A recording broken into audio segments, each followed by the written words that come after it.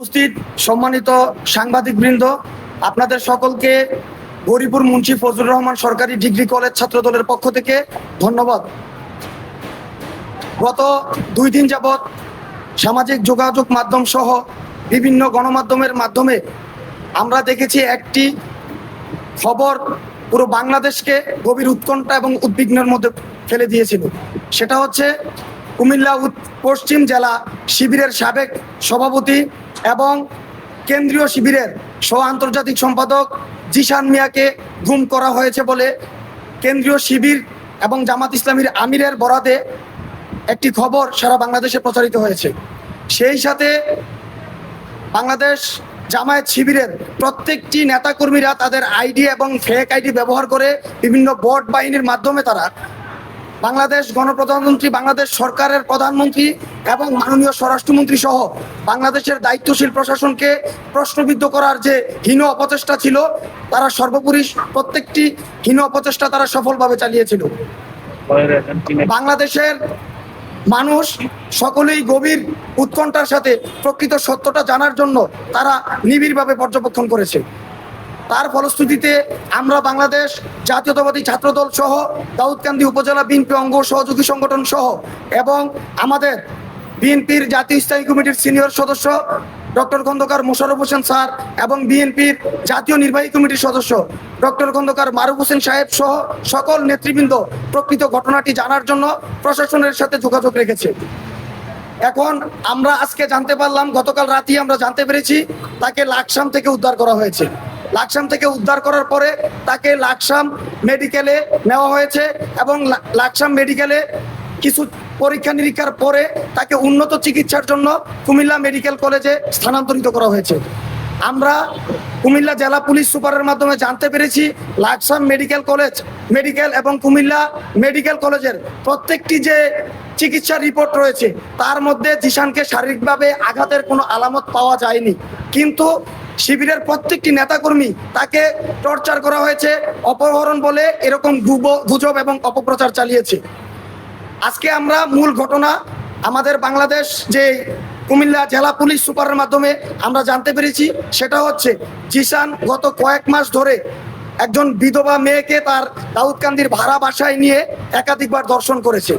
ধর্ষণের ফলে মেয়েটি যখন অন্তঃসত্ত্বা হয়েছে তখন জিশান দাউদকান্দি উপজেলার স্থানীয় নৈয়ার বাজারের এক ঔষধের দোকানদার ফার্মেসির যে মালিক সেকান্দরের মাধ্যমে এই গর্ভ নিরোধক যে ঔষধের মাধ্যমে এই মেয়ের যে ভ্রূণ নষ্ট করেছে। তারপর ভ্রূণ নষ্ট করার পরেই মেয়ে যখন জিশানকে জানিয়েছে যে তার রক্তপাত অনবরত হচ্ছে, রক্তপাত বন্ধ হচ্ছে না, তারপর জিশান তার সহচর এবং তার চাচাতো ভাই সজীবের মাধ্যমে মেয়েটিকে রক্তপাত বন্ধের আবারও ওষুধ দেয়। পরবর্তীতে ধর্ষিত সে বোন যখন বারবার বিয়ের জন্য জিশানকে চাপ দিচ্ছিল, তখন জিশান বিয়ে থেকে বাঁচার জন্য এই ধর্ষিত বোনকে ধর্ষণ করার পরে তার যে দায়ভার এড়ানোর জন্য সে নিজেই এই সাজানো নাটক সাজিয়ে সে আত্মগোপনে চলে যায় এবং সেই আত্মগোপনের পরে আমাদের চৌকস পুলিশ কর্মকর্তা এবং ডিবির দায়িত্বশীল যে সকল কর্মকর্তা রয়েছে তারা তাকে হেফাজতে নিয়েছে। ধর্ষিত সেই যে মেয়েটি তাকেও হেফাজতে নেওয়া হয়েছে, ফার্মেসির যে দোকানদার তাকেও হেফাজতে নিয়েছে এবং তারা নিবিড়ভাবে পর্যবেক্ষণ করছে, আরও তথ্য সংগ্রহ করছে এবং খুব শীঘ্রই আরও আনুষ্ঠানিকভাবে প্রশাসনের মাধ্যম থেকে আমরা আরও স্পষ্ট বার্তা পাবো বলে আমরা বিশ্বাস করি। এখন আজকে আপনাদেরকে ডাকার এবং এই সংবাদ সম্মেলনের মূল উদ্দেশ্য হলো জুলাই পরবর্তী বাংলাদেশে কোনো বোনকে এবং এই রাজনৈতিক দলের দায়িত্বশীল কোনো নেতার মাধ্যমে আমাদের কোনো বোন এভাবে ধর্ষিত হবে, সেটা বাংলাদেশ জাতীয়তাবাদী ছাত্রদল কখনোই সমর্থন করে না। আমরা এই ঘটনার ন্যাক্কারজনক ঘটনার এবং এই দর্শক জিশানের যে অপহরণের নাটক সাজিয়ে বাংলাদেশের জনগণকে বিভ্রান্ত করেছে, সেজন্য আমরা তীব্র নিন্দা এবং প্রতিবাদ জানাই।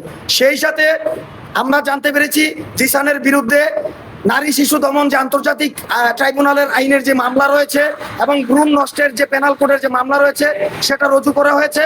শুধু রুজু করলেই হবে না, জিশানের সর্বোচ্চ শাস্তি নিশ্চিত করতে হবে, যাতে করে বাংলাদেশের দায়িত্বশীল রাজনৈতিক অঙ্গনের জায়গা থেকে কোনো মানুষ ধর্ষণ করার কথা চিন্তাও করতে না পারে। এবং আমরা এটা মনে প্রাণে বিশ্বাস করি 1971 সালে জামায়াত শিবির, এই জামায়াত বাংলাদেশে যে গণহত্যা এবং ধর্ষণ চালিয়েছিল, তাদের সে চিরচারিত অভ্যাস, চিরচারিত যে প্রথা, সেটার মধ্যে তারা আজও বিদ্যমান রয়েছে। দর্শক জিশানের রূপেই 71-এর সেই দর্শক জামায়াত আজও বাংলাদেশে এই দর্শনের মতো হীন অপকর্ম চালিয়ে যাচ্ছে। আপনারা দেখেছেন তাৎক্ষণিকভাবেই কেন্দ্রীয় ছাত্র শিবিরের নির্দেশনা মোতাবেক তারা গতকালকে দাউদকান্দি মডেল থানাকে ঘেরাও করার মতো দুঃসাহস দেখিয়েছে এবং অশ্রাব্য ভাষায় মাননীয় প্রধানমন্ত্রী, মাননীয় স্বরাষ্ট্রমন্ত্রী সহ প্রশাসনকে উদ্দেশ্য করে তারা বিভিন্ন স্লোগান দিয়েছে। এতে করে তারা শান্তিপূর্ণ দাউদকান্দিকে অশান্তি করার যে পায়তারা করেছে, সেই ঘটনার তীব্র নিন্দা জানাই এবং গণমাধ্যম কর্মীদেরকে বলবো, আপনারা এই বিষয়ে সোচ্চারভাবে আপনারা দায়িত্বশীল জায়গা থেকে লেখালেখি করুন। কারণ দাউদকান্দি মডেল থানায় প্রতিদিন শত সহস্র মানুষ তাদের যে নাগরিক সেবা নিশ্চিত পাওয়ার জন্য তারা মডেল থানায় যায়। এই জামায়াত শিবিরের গতকালকের যে স্ট্যান্ডবাজি ছিল, পলিটিক্যাল যেই অপকর্মের কারণে দাউদকান্দির সাধারণ জনগণ তাদের বিভিন্ন যে সেবা রয়েছে, নাগরিক সেবা, তারা দাউদকান্দি থানাতে প্রবেশ করতে পারে নাই। নাগরিকদের সেই অধিকারটুকু তারা এই জামাত শিবির ক্ষুণ্ণ করেছে। সেই জন্য তাদেরকে চিহ্নিত করে তাদেরকে আইনের আওতায় আনার জন্য আমরা জোরালো দাবি জানাচ্ছি। এবং সর্বশেষ আমি বলবো, জিসানকে অচিরেই দৃষ্টান্তমূলক শাস্তির আওতায় এনে বাংলাদেশের সরকার, বাংলাদেশের যে প্রশাসন এই পর্যন্ত তারা গভীর দায়িত্বশীল ভূমিকা পালন করেছে, পরিপূর্ণভাবে এই বিচার নিষ্পত্তি হোক, দর্শিত সেই বোন তার অধিকার সম্মান ফিরিয়ে পাক এবং রামিসা হত্যাকারী এবং যে ধর্ষক, আপনারা দেখেছেন মাননীয় প্রধানমন্ত্রীর প্রতিশ্রুতি অনুযায়ী 6 কার্য দিবসের মধ্যেই সেটা সম্পন্ন হয়েছে। ইনশাল্লাহ আমরা মনে প্রাণে বিশ্বাস করি বাংলাদেশ সরকার এই ধর্ষক জিসানেরও সর্বোচ্চ সাজা নিশ্চিত করবে। ধন্যবাদ সবাইকে।